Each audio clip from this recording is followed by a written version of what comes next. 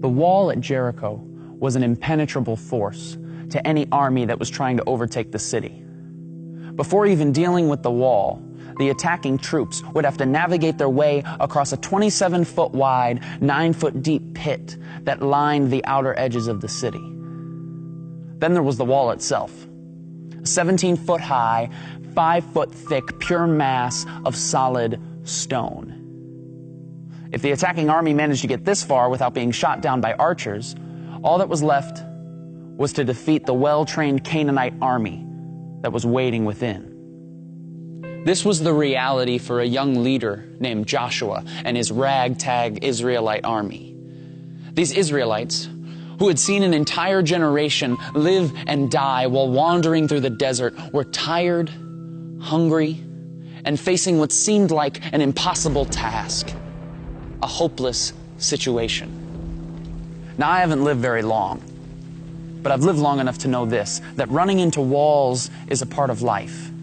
And the bigger the wall, the more hopeless the situation can seem. The large walls of sickness, loss, divorce, addiction, they pop up all around us and they seem impenetrable. And just like the wall at Jericho, these walls rarely stand alone. The walls of our lives are often accompanied by a deep pit of pain, suffering, and despair, and all the while an army of hopelessness attacks us on every side. The question is asked all the time, if God loves us so much and is so powerful, then how could He allow these walls to pop up around me? Now, I don't pretend to have the answer to any of those questions, nor do I pretend to understand just how deep or dark your suffering has been. I simply want to suggest that maybe God does His best work from seemingly hopeless situations.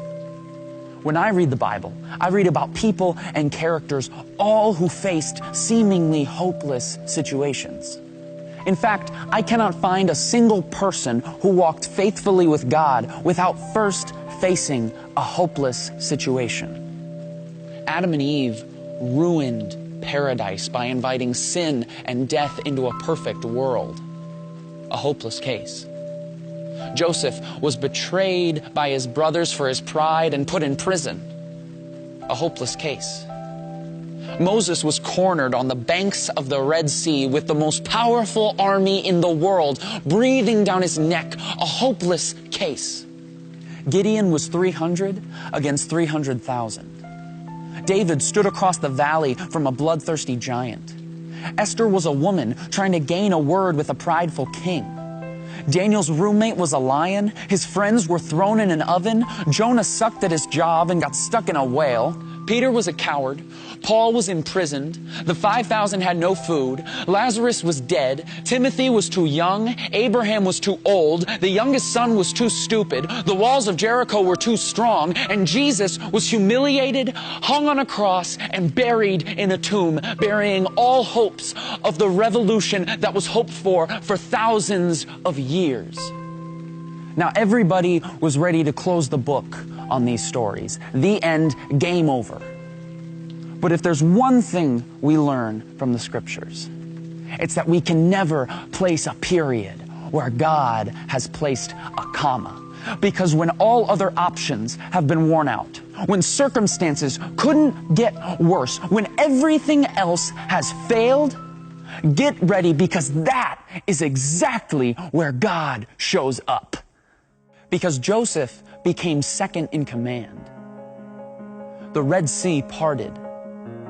Gideon won without lifting a weapon. Goliath's head was on a plate. Esther spoke and the king listened. Daniel tamed the lion. The oven felt like room temperature. Nineveh repented. Peter became the rock. Paul rejoiced. 12 basketfuls were left over. Lazarus was just kidding. Timothy built a church. Abraham built a family. The youngest son came home to a party. The walls of Jericho came a-tumbling down. And Jesus Christ pulled off the resurrection, defeating sin and death. And the creation that had been marred so many years ago was now restored for all time. With God, what seems like a hopeless situation is not only possible, it's favorable. Because only God can turn a mess into a message. Only God can turn a trial into a triumph, a test into a testimony, and a victim into a victory. His power is made perfect in weakness. So let us rejoice in our trials and hold unswervingly to the hope we profess, because He who promised is faithful, was faithful, and will always be faithful, no matter how hopeless the situation.